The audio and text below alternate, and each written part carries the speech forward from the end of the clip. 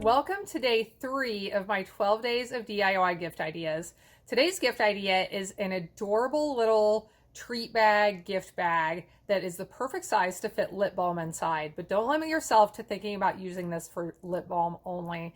It would be perfect for little bottles of nail polish, a little nail file, little candy cane, treats, little bottles of lotion, lots of other things. And I'm also going to show you a larger size and the measurements to make a larger size that is perfect for some larger gifts. So let's take a look at it. Take a look at these super cute gift bags. They're the perfect size, like I said, for lip balm, which is what I'm putting inside of mine, but they're can be used for a lot of other gifts as well. So let's take a look at the materials we're going to need for these. What I have to make this small gift bag, and I'll explain the large one a little bit later. We need a piece of 4x6 designer paper. So I love the dimensions used for this because you can make these really nicely out of a piece of 6x6 paper, or if you have 12x12 paper, you can get 6 of these out of one sheet of 12x12 paper and really make the most of those beautiful designer papers. We need a piece of ribbon that measures about 5.5 inches and then some fun decorations for the front. So I have a 2-inch circle that I punched out of our green foil paper. That's part of the red and green foil paper pack. And then I die cut this piece from our gingerbread and peppermint designer paper. I used this die set, the gingerbread dies, and it coordinates with this frosted gingerbread stamp set. And I used it to create the little tag. So this is just a really, really cute set that I've used for several projects. I'll show these here real quick. And if you have any interest in them, I can put links. This one is a really basic 1-layer card that I made with the stamp set as well as the watercolor shape stamp set to create those nice circles in the background. And then this one is a fun one you can create just with paper scraps in the background and then decorate however you like. And I just love the look of using these dies and layering them. So let's get started and make our cute little gift bag. You'll either need a scoring board or your Stampin' Up! Trimmer with the scoring blade. And we will start by turning the paper lengthwise. You can score with your stylus that came with your board, or I really like to use my bone folder. I feel like it stays in the grooves a little bit better. So first I want to score at 3/4 of an inch along this side. And then I want to turn this so that that score mark is at the top.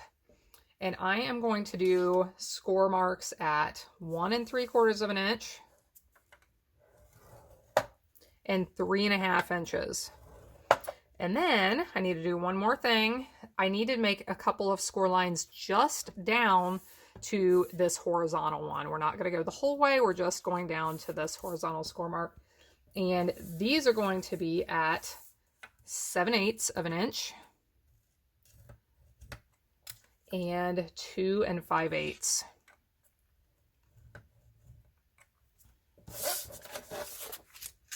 Now that we have that done, we'll do a little folding on these score lines just to loosen them up. You can grab that bone folder if you like. Give those nice crisp creases. And after you've loosened those up some, we need to do some snipping. So on each of the score marks down here at the bottom, we need to trim those up to that horizontal score line. Okay, so you'll end up with 5 flaps. The little one on the corner, there's going to be one that's smaller than the other 4. We need to trim that one off. Once you have that done, we need to put some adhesive on, and I like to use tear and tape adhesive for anything that's 3D because it just holds really well. Sometimes there's extra pressure on our 3D projects and the tear and tape works really well. So whichever side is going to be the outside of your bag, you can lay that side up, and we need a piece of tear and tape that is as long as this short little flap on the side.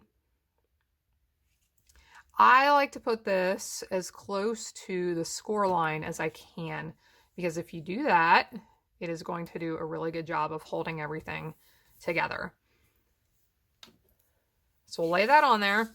Now we just need to remove that paper backing, and I find that by far the easiest way of doing that is using my Take Your Pick tool, the piercing end, to lift that off. If you would like more information about the Take Your Pick tool, I will link you to a video right here for that, because it is one of the handiest tools in my collection.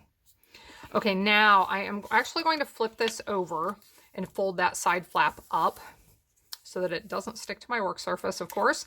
And all I have to do is fold this other piece over and give it a good press. And that is held together. Now we need to make this look like a bag, right? It just looks like a flat piece of paper right now. So I'm going to put some adhesive on these bottom flaps. I'm using Seal Plus. I like my stronger Seal Plus, but Seal would probably work, or another adhesive. I'm going to put some of this on both of these bottom flaps that are facing up.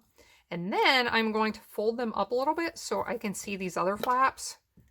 I'm going to put adhesive on one of them as well. Now, you can, I'm sure, find another way of doing this that works for you, but this is the way I found that works best for me. I'm going to fold in one of the ones that has adhesive on the red side. I'm going to fold in the other one that has adhesive on the red side. I'm going to fold in the one that has no adhesive. And now I'm going to fold in the one that has adhesive on the back side, the brown side. Once I get those all folded in, it's a little bit hard to give this a good press.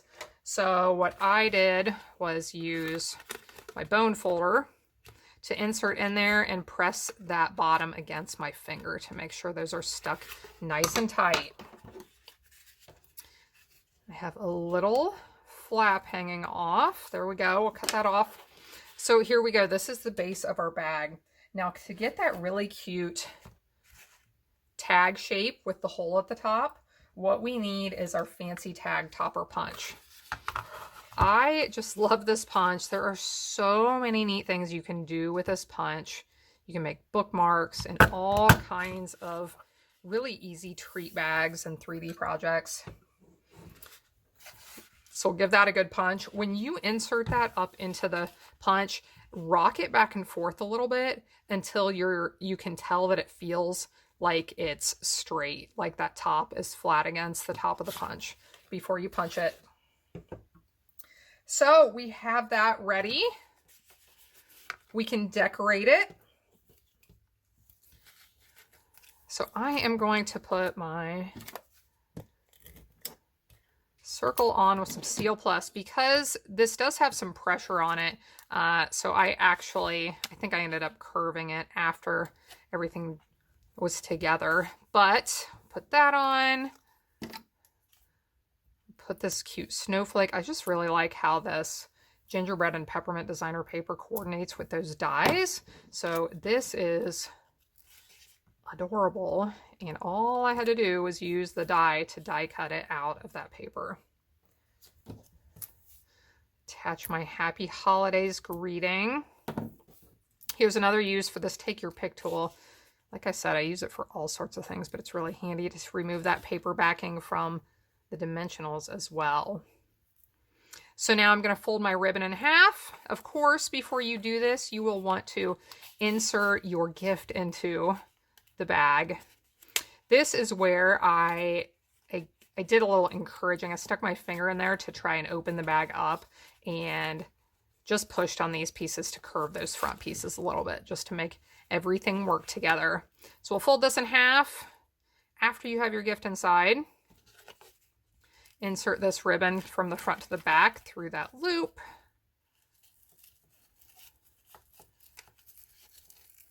Put the little tails through the loop, and then you can pull on it.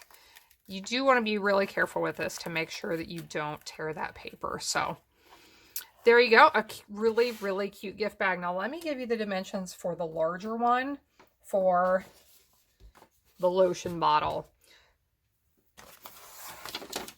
And you can make these in any size. I think in a future video, I might share how you can make these in any size and figure out the dimensions yourself, But what you need a piece of paper that measures 7.5 inches wide, 8 inches tall, and actually we'll start this way with the 8-inch side over here. You're going to score at 1 3/4 of an inch.